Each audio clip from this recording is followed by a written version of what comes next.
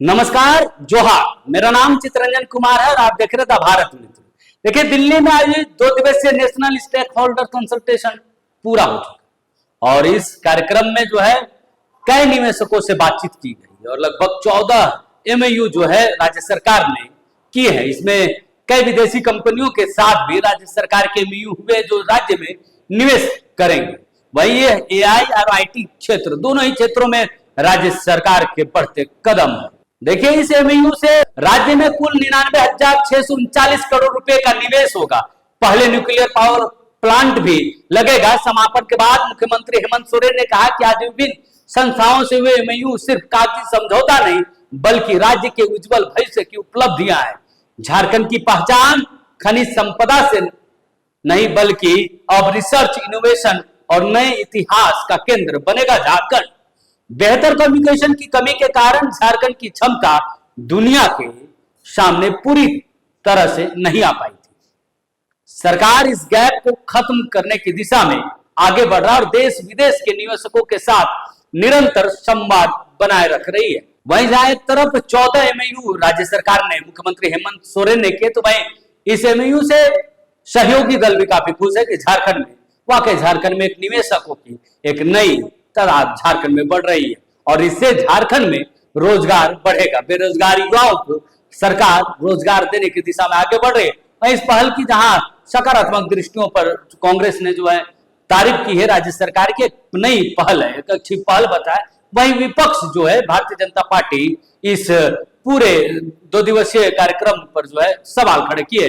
उन्होंने यह भी कहा कि जो विदेश दौरा जो स्वीडन की यात्रा हुई थी उसका भी परिणाम सामने आना चाहिए और उसका भी हिसाब मुख्यमंत्री हेमंत सोरेन को देना चाहिए। ये सिर्फ और सिर्फ एक दिखावा है। एमओयू होने जाने से निवेशक राज्य नहीं आ जाएंगे। राज्य में पहले बेहतर कानून व्यवस्था, बिजली व्यवस्था और सड़क व्यवस्था बनानी होगी, तब जाके राज्य में निवेशकों की संख्या बढ़ेगी। तो एक तरफ जहां सत्ता पक्ष इस 2 दिवसीय कार्यक्रम को बेहतर बता रही, राज्य आने वाले दिनों में राज्य के बेहतर भविष्य की कल्पना कर रही, बेहतर भविष्य बता रही, वही विपक्ष इस पर का सवाल भी खड़े कर रही है। कितना सफल रहा ये 2 दिवसीय कार्यक्रम आपका? अब ये बात आप जो आपने खुद ही देखा, सब आपके सामने हुआ और इसमें कुछ बंद कमरे की तो बात नहीं, पूरे सभागार में सभी लोग रहे। तो मुझे लगता है कि झारखंड के लिए एक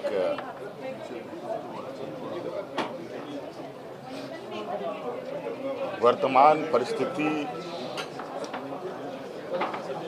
जो निर्भरता है, उस निर्भरता में एक नया अध्याय हम लोगों ने जोड़ा है और मुझे लगता है इसका परिणाम जल्द से दिखे। आगे इस पर काम करें।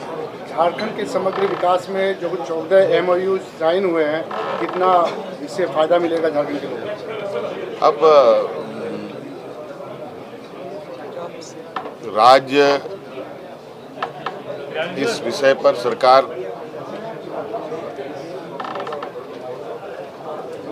पूरी तरीके से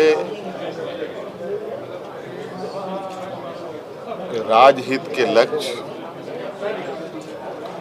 और जन आकांक्षाओं को ध्यान में रख कर के ही काम करती है और मुझे लगता है ये तो घड़े का एक बूंद जैसा है और भी बूंद बूंद भरते हुए उस घड़े को भरेंगे और आप देखेंगे कि एक जो राज्य पूरे देश का पेट पालता रहा हो और खुद कई मुसीबत और झंझावतों में रहा हो। मैंने पहले भी कहा था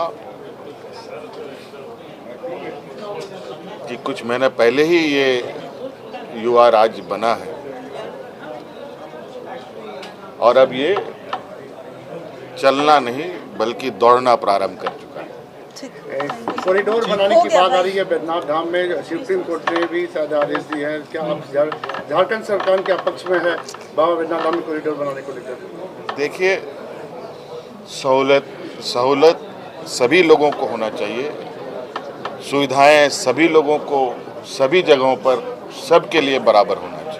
प्रथम तो मैं माननीय मुख्यमंत्री श्री हेमंत सोरेन जी को और उनके साथियों को बहुत बहुत बधाई देता हूं कि दिल्ली में जो 2 दिवसीय नेशनल स्टॉक होल्डर्स कंसल्टेशन 2026 का आयोजन हुआ, बहुत ही सफल आयोजन हुआ और ये आगे झारखंड के विकास में मील का पत्थर साबित होगा। देखिए, करीब 99,639 करोड़ रुपए का निवेश होने वाला है और इसमें करीब 14 विभिन्न कंपनियों ने उद्योग के क्षेत्र में, आईटी के क्षेत्र में और पर्यटन तथा कला संस्कृति के क्षेत्र में लोग निवेश करने जा रहे हैं, जिससे झारखंड के लोगों को, बेरोजगार युवाओं को रोजगार मिलेगा और यहाँ का विकास होगा।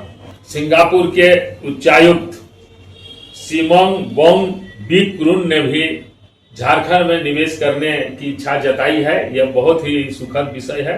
अंतर्राष्ट्रीय स्तर के लोग भी झारखंड में अब करना चाह रहे हैं और ये झारखंड अभी खान खनिज जंगल के लिए ही जाना जाता था, लेकिन पहली बार परमाणु प्लांट लगाने का जो फैसला हुआ है यह भी बहुत ही स्वागत योग्य है और इससे झारखंड को काफी लाभ मिलेगा। माननीय मुख्यमंत्री महोदय ने ये जो लॉन्ग टर्म प्लानिंग किया है राज्य के विकास के लिए, भले इसमें समय लगेगा लेकिन बहुत ही अच्छी सोच है और इस लॉन्ग टर्म प्लानिंग से पार्टनरशिप के साथ जो आगे बढ़ने का प्रयास हो रहा है, यह बहुत ही सराहनीय कदम है। हासिल है झारखंड के वर्तमान सरकार और उसका नेतृत्व कर रहे माननीय मुख्यमंत्री श्री हेमंत सोरेन जी का, क्योंकि इसके पहले भी मुख्यमंत्री जी ने राज्य की जनता से कई सारे उद्योग लगाने का वादा तो जरूर किया, लेकिन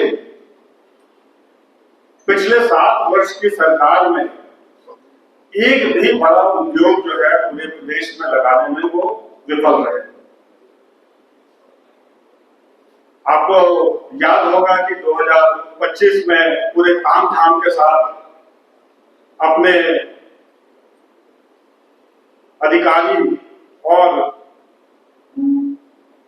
मंत्रियों के साथ जो है वो यूरोप की टूर पर गए थे। उसका क्या नतीजा निकला, ये 1 वर्ष में आप खुद अनुमान लगा सकते हैं।